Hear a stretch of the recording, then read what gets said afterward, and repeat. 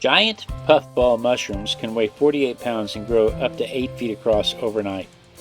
These mushrooms produce up to 7 trillion spores each, and if all of those spores took root, just 2 generations could fill the whole planet.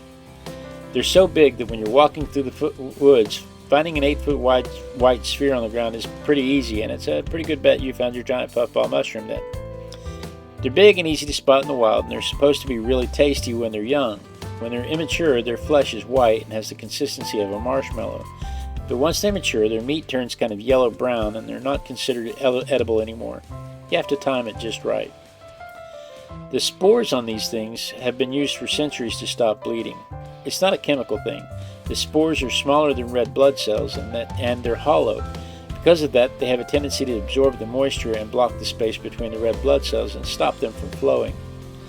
The antimicrobial properties not only stop bleeding, but stop infection.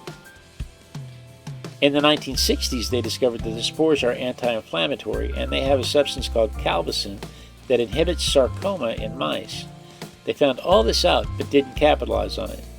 When you have tumorous mice, you can put the calvicin in, and it inhibits the growth of new tumors. But it's interesting to me they failed to develop that into a more robust treatment for cancer. The meat of this mushroom, when they're young, has 9 essential amino acids that your body needs and can't make. Once you've discovered them and had them, your body will crave them for the restorative properties. These things are all over the world, everywhere.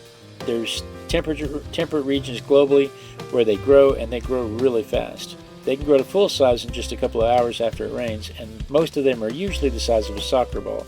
But they can reach full size incredibly quick.